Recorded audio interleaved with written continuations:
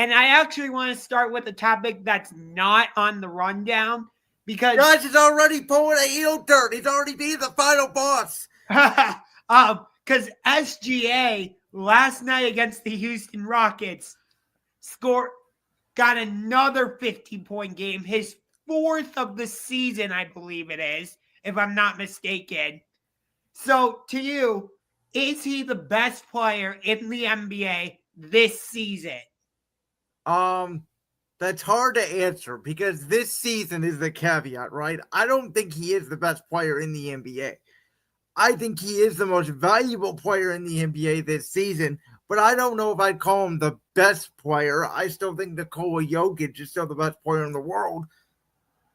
Okay, so if you were starting a franchise right now, Nikola Jokic, number one, without a doubt.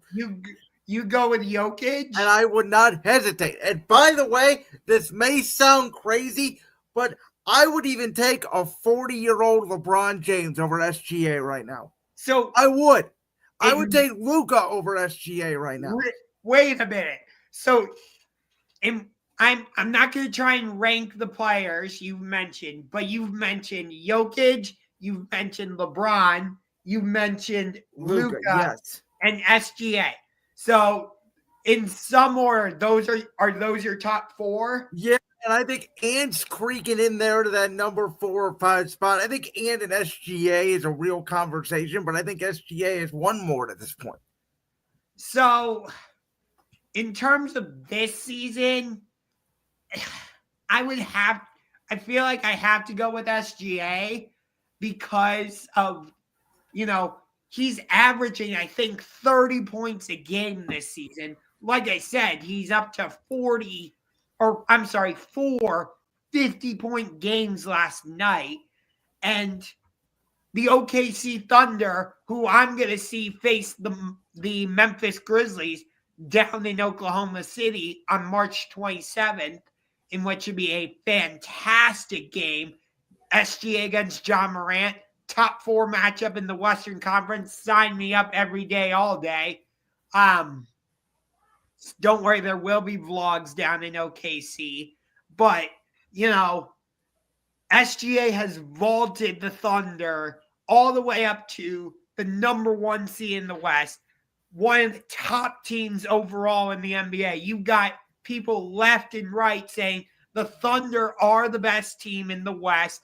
They should be the favorites to come out of that. Oh, they're without a doubt. I mean, they're 10.5 games. I think the last time I checked was Sunday. They may be up more than that now for the number 1 seed. They are going to be the number 1 seed in the Western Conference. So, but here's my concern when it comes to Oklahoma City overall. When I look at a team like last year's Boston Celtics, I think part of the reason why they were able to finally break through and win the championship is because they had been through so much in terms of the playoffs. And this goes all the way back to like 2017, 2018, when they played us back-to-back in the conference finals. You had Jason Tatum and Jaylen Brown on those 2 teams, or at least one of them. Yeah, I hear your point, but I also think Drew Holiday and Kristaps Porzingis make a big difference. And that's what I'm saying. Like, the Celtics have been through a lot in terms of the playoffs. They were playoff tested, and then you had the final 2 pieces. But those 2 pieces made a real difference. And the East was down most of the year, too. So yes, but again, Drew Holiday is playoff tested. He won a championship. He is. And by the way, that's what I was saying throughout the entire postseason run. That's why they were so dominant. So Porzingis doesn't have as much playoff experience, but clearly he turned out to be the missing piece. Or one of the missing pieces. Well, I don't know about that. They beat Indiana without him. Overall, I would say he turned out to be one of the missing pieces for the Celtics. But getting back to Oklahoma City, my point is, yes, they went through that series loss against Dallas, which the Mavericks suffered another tough blow. Good job. The Mavericks went from being NBA Finals to potentially having the number 1 pick in the draft within a period of 9 months. Yes. But what I'm saying, though, is like, I don't know if Oklahoma City has that type of battle-tested playoff experience. Okay, can I ask you, when Golden State won their championship in 2015, outside of the 1 year they lost, which again was 2014, the year before that, what battle tested did they have? I'm pretty sure they were in the playoffs in 2 years prior to that in 2013. So was Oklahoma City, though.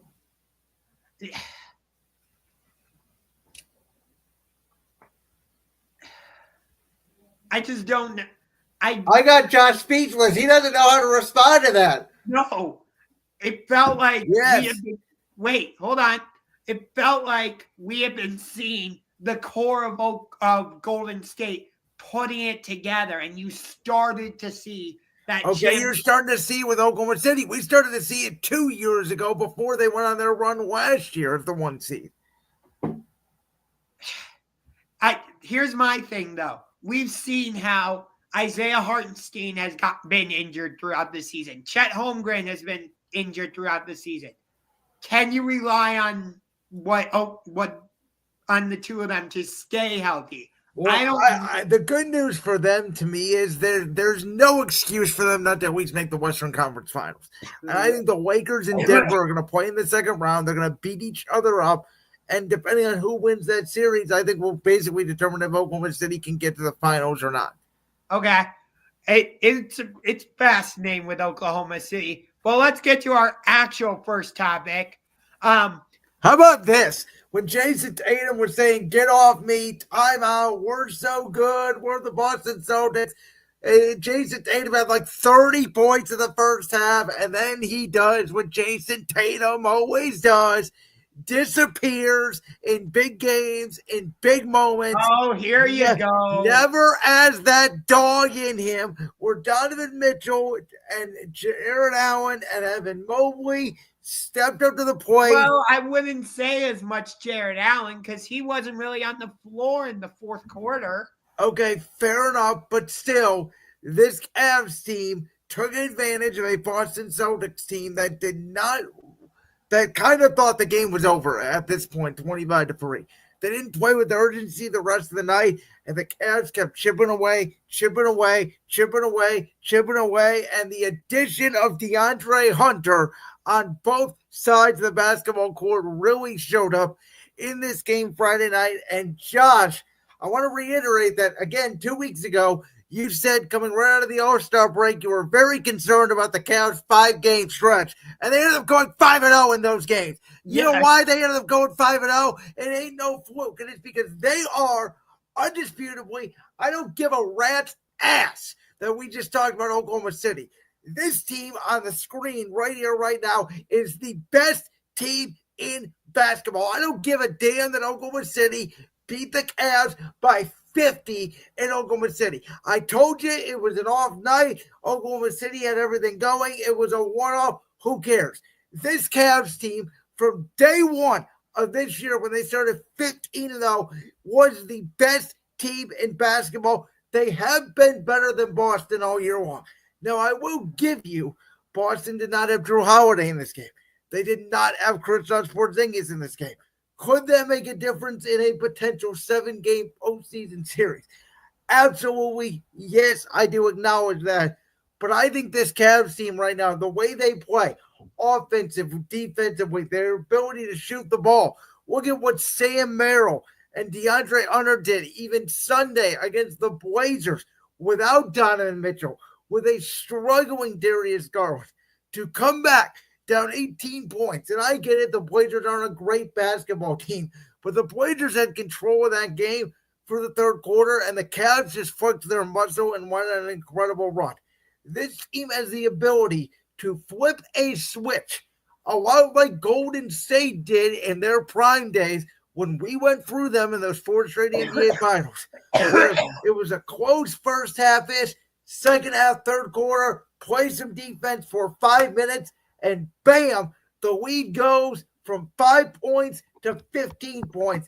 This Cavs team is the best team in basketball. Okay, so I'm looking this up just to make sure I have it right. That's the wrong game. So Jason Tatum finished with 46 points in the game. Of empty calorie stats.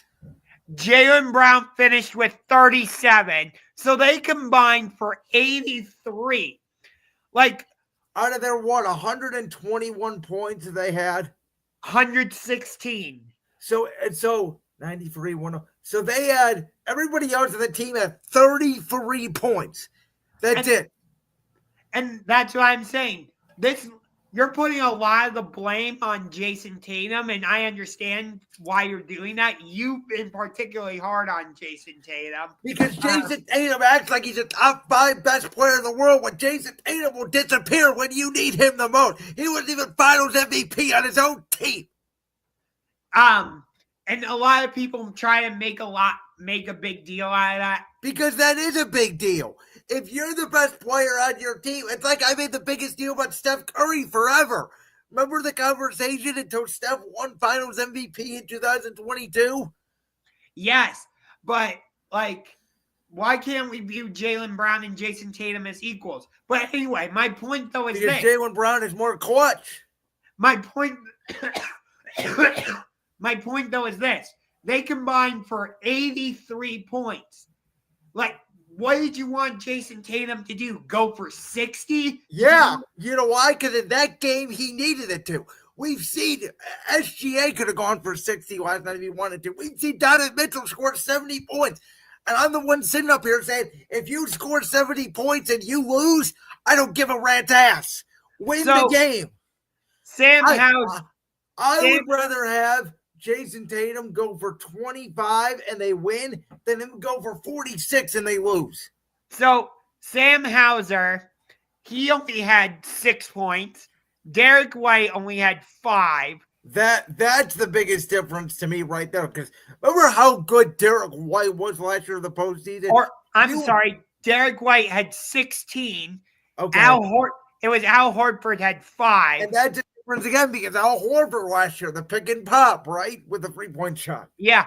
And Peyton Pritchard only gave them 6 points off the bench. So, and that's why I'm saying this loss for the Celtics wasn't on Jason Tatum and Jaylen Brown. Nobody else from their supporting cast really showed up. Whereas you talked about it. You look at Darius Garland gave you 20. Donovan Mitchell had 41. But it was on a lot of shots. It was bad shooting. When Garland had a quiet 20, it was not a productive 20. Yeah. Evan Mobley had 17. But most of that was in the second half. Yes, and he had 12 rebounds. I'll take that. Jared Allen had 10 points, but only 4 rebounds. Could have been a little better. The rebounds need to be higher, but some of that was Boston was shooting so well in the first half. Yes. DeAndre Hunter had 12, but nobody else really off the bench gave you much. Dean Wade had 5. Okoro had 6. Okoro had 5. Jerome had... Okoro never needs to play another game in a Cavs uniform again if I was the coach, but... Jerome had 8. Jerome's been huge. Ty Jerome is the unsung MVP of the Cavs this year. Merrill had 3. So, other than DeAndre Hunter, we didn't get a lot off of our bench either. And you know what? Truth be told, to be honest with you, it's a nice regular season win. It was a great win, but we know these two teams are going to see each other again. I would bet a lot of money this is your Eastern Conference Finals matchup. The only thing that scares me is if we have to play Giannis and Dame. Oh, kill them. We would kill Milwaukee. Milwaukee is not that good of a team. I think the Bucks could push us to at least 6 games. Well, is Giannis and Dame going to be able to be healthy? They haven't been healthy for the last 3 years. But, and the other point when you mentioned that, is and the Knicks are just not good enough. I'm sorry. They need another piece. They're not as good as Boston, in my opinion. I think Indiana could, like I said, told you last week, I think Indiana could beat Milwaukee again. I think Indiana could give Milwaukee some problems, but neither of those teams are better than Cleveland or Boston. Indiana could probably shoot their way to a win or two just because they're so good shooting, but they don't have the depth and the capabilities that Cleveland and Boston do. So it's interesting you're talking about Indiana and Milwaukee because they're tied right now. Well, that's what I'm going to say. Then Detroit, those two in Detroit are going to be your 4, 5, and 6. 7 and 8, Orlando, they've been beat up all year. Sounds like Jalen Suggs may not come back. I'm not afraid of Orlando this year. I think this Cavs team would handle Orlando. Atlanta, I'm not scared of them. We would beat up on Trae Young in the playoffs when they allow more physicality. They don't scare me. Miami without Jimmy Butler to me is basically a shell of themselves. So there's nobody, in my opinion, that even stands a chance. If the Cavs go to the Eastern Conference Finals, they should have no less than 2 losses. So, that's the way I look at it. So it's interesting you're talking. You didn't even mention Chicago. No, who cares? We play them tonight. If we win or lose, who cares? This team, barring a collapse, is going to be the number 1 seed. So, but it's interesting that we've got Chicago tonight and Miami tomorrow on a back-to-back because either of them could possibly be our first-round opponent. I wouldn't even mind resting one of those nights. I know Evan Mobley's resting tonight. I wouldn't even mind if you rest a Garland or a Mitchell against Miami. I think this Cavs team is getting ready for the playoffs right now. They're not worried about a potential first-round preview. They don't care, and nor should they care. This team can beat anybody on any given night. So playing Miami on the second night of a back-to-back, that does scare me a little bit. What do you got to be scared of, Josh? You take one out here, and then who cares? Okay, this team is going to be the number 1 seed in the East. I don't even care. We can skip right to the playoffs right now. And so this regular season's over to me. I get what you're saying. The Heat are not the same team without Jimmy Butler. I'll give you that.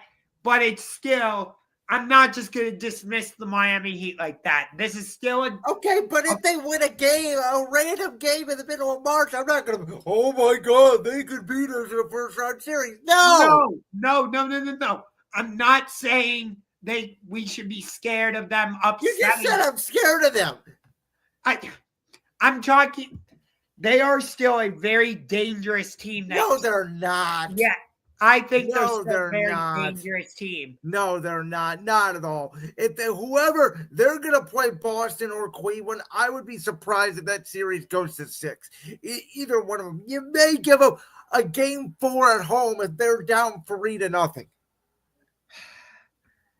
I just remember that's 4 games under 500. How are you going to say they're a scary team? I just remember the last time we played them on the second night of a back-to-back last season. It was after. It was last season with our coach named J.B. Bickerstaff. This is a completely different team. I get that, Brandon, but we're playing them on the second night of a back-to-back again this season. Chicago's not going to make it easy on us. They're at home. They want to end our winning streak. It's a division opponent. I don't love that we're playing the Heat on the second night of a back-to-back. Listen, I don't care. We could lose both of these games tonight and tomorrow by 50. I don't care.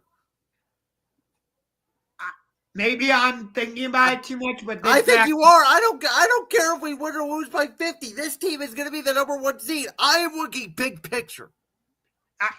I'm trying to look at big picture also, and I'm looking at either one of these teams as a possible first-round opponent. And the way I look at it is they don't scare me at all. We should beat them bare minimum 5. I actually think if we're that good, we should sweep them.